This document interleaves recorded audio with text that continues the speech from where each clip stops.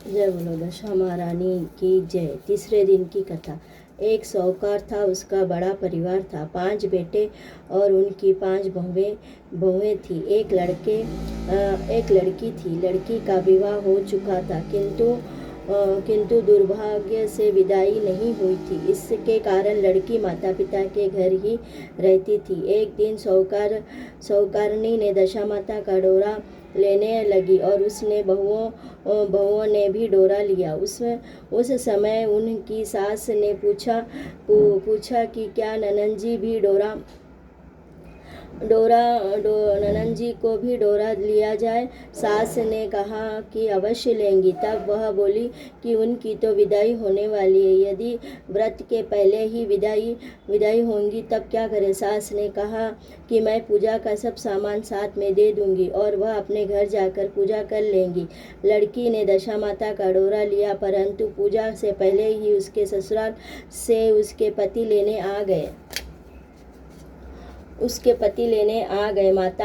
माता ने विधि पूर्वक लड़की की विदाई करी और उसके पालने में पूजा का सामान रख दिया। और जब वह अपने घर पहुंची तब वह घर के आंगन के गली के बिछाया था और उस पर वह जाकर बैठ गई। आस पड़ोस की सभी स्त्रियां बहू को देखने आई।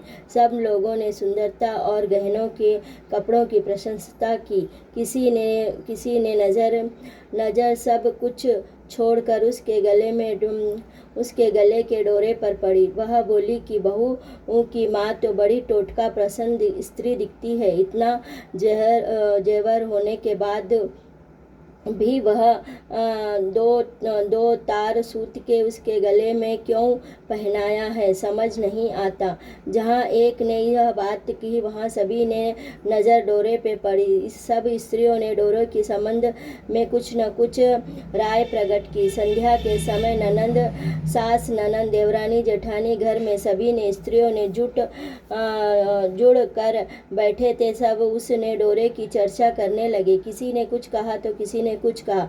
सारांश यही था कि सभी ने उसकी निंदा की। सुनते सुनते बहू को जब ऊब गई तब उसने डोरे को तोड़कर जलती हुई भट्टी में डाल दिया। डोरे को आग लगना ही था कि सारा घर जल गया और वह धन धान्य सब जल गए। सब आदमी अपने अपने प्राण लेकर भागने लगे। उस जलते हुए घर में वह स्त्री पुरुष दोनों रह गए।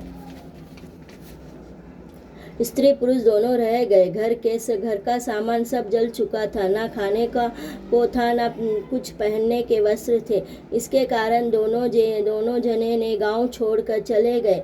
आगे स्त्री पीछे पुरुष। वह दोनों चलते चलते गांव में पहुंचे, जहां उस लड़की का उसके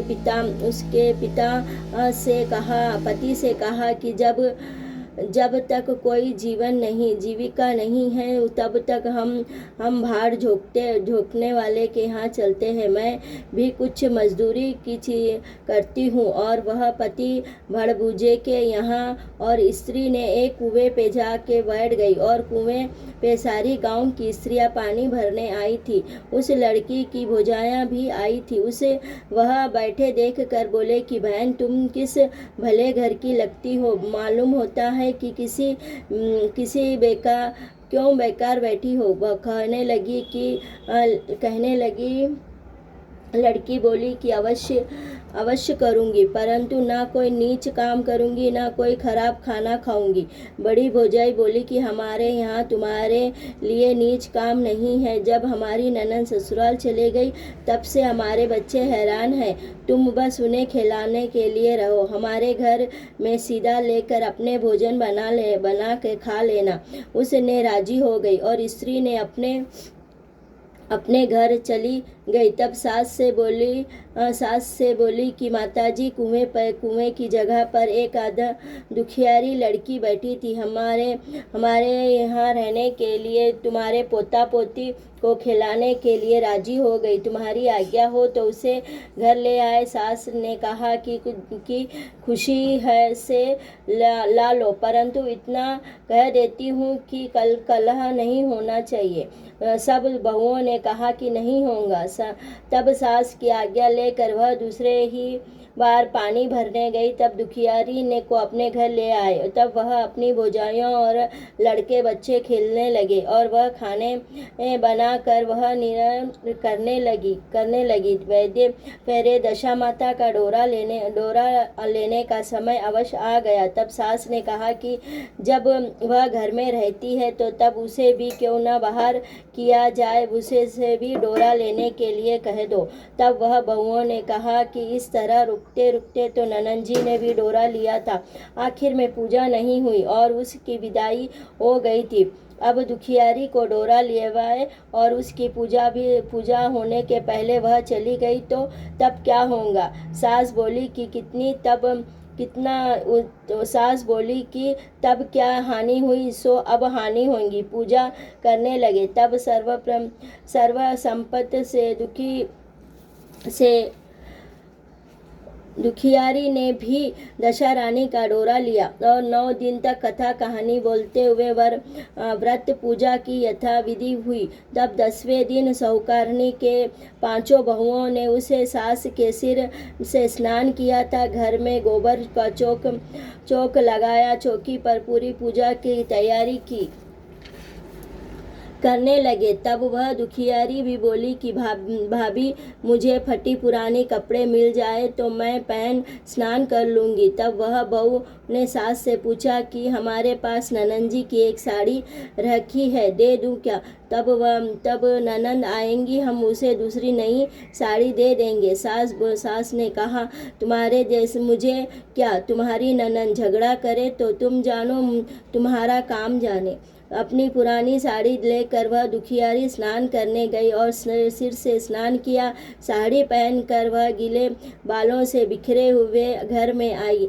यह पूजा होने का प्रारंभ ही हुआ था कि जो ही पूजा के पास आकर बैठे त्यों ही वह भावज ने कहा कि यह दुखियारी का संक्षिप्त ननंद का उनियारा है। इसके पर सास ने नाराज होकर कहा कि तुम लोग बड़बड़ चंचल हो, पूजा के समय भी पक कर रही हो, चुपचाप मुझे पूजा कथा करने दो।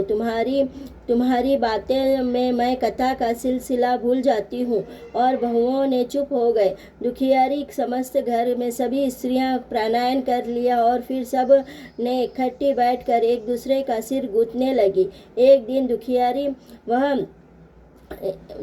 दिन वह कहा कि मेरे सिर भी गूंथ दो और वह दुखियारी का सिर भी गूंथने लगे। तो वह जैसी गुत्थन उनके सिर में है वैसी गुत्थन उनकी ननंद की सिर की थी, जिसे पर वह साहुकारनी ने क्रोध होकर बोली कि मेरी बेटी अपने ससुराल में सुख देख रही है, उसकी में तुम यह दुखियारी से क्यों तुलना करते हो। सास ने बहू को दुत्कार दिया था, परंतु उसके मन में यह बात घर कर गई। तब उसने दुखियारी से कहा कि आज रात तुम मेरे पास लौट आना। रात में जब वह बहू सो गई तब वह बुढ़िया ने पूछा कि दुखियारी से पूछा कि तेरे नहर में कौन कौन रहते हैं। तब वह जवाब दिया कि ऐसे ही 5 भाई 5 भौजाइयाँ, माँ बाप पिताजी सब। पुनः बुढ़िया ने पूछा कि फिर क्या हुआ। वह बोली कि मैंने अपने नहर से दशा माता का डोरा लिया था और उसके पूजा नहीं हो पाई, उस ससुराल में विदाई हो गई थी। तब स्त्रियों ने बोले गले में डोरा देखकर हंसी उड़ाने लगे तो मैंने वह गांठ को आग में डाल दिया था। इस गांठ के साथ साथ सारा घर जल गया, भस्म हो गया और सब लोग तह करने लगे थे। तब हम दोनों ने जान बचाकर भागते हुए आ गए। तब माँ ने पूछा कि तेरे पति कहाँ है। वह दुखियारी ने जवाब दिया कि वह बड़बूजे के यहाँ भाड़ झोंक रहे हैं। साहुकारनी ने अपने लड़की को पहचान लिया और गले से लगाकर रोने लगी। उसने रोते हुए शब्द सुनकर 5 लड़के आसपास आ गए। तब बुढ़िया ने कहा कि यह दुखियारी कोई नहीं, तुम्हारी सगी बहन है। तुम्हारे बहनों ही भड़बूजे के यहाँ भार झोंक रहे हैं। दशा माता का कोप से इनकी ऐसी गति हुई है। सवेरे होते ही 5 भाइयों ने भड़बूजे के घर गए और उसे तैसे दामाद को पकड़कर अपने घर लाए और उन्हें की स्वयं कराया, स्नान करा कर उत्तम वस्त्रों को पहनाकर कुछ दिनों तक उनकी ससुराल में वह दुखियारी के साथ विदा कर दिया। दुखियारी अपनी दशा माता का विचार करते हुए जब वह ससुराल जाने लगी तब मार्ग में एक नदी मिली जहाँ उसने कुछ अप्सराएं स्नान कर रही दशा माता का गांठ ले रही थी। उनमें से एक गांठ अधिक थी।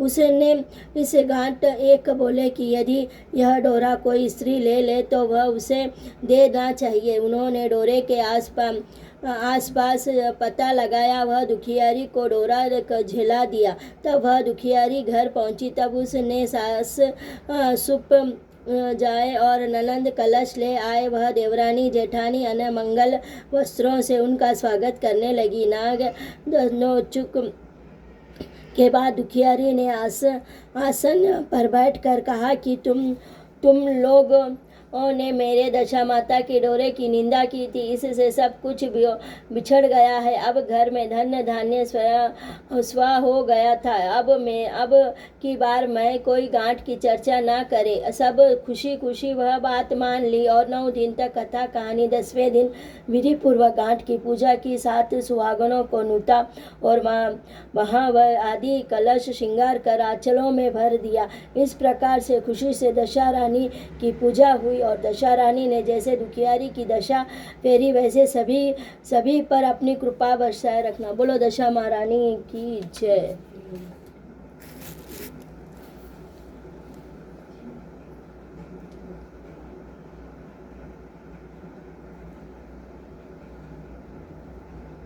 ये तीसरे दिन की गांठ है। रोज एक कहानी बोलो, गांठ खोलो। दशा महारानी सबका भला करे, अपना भी भला करे।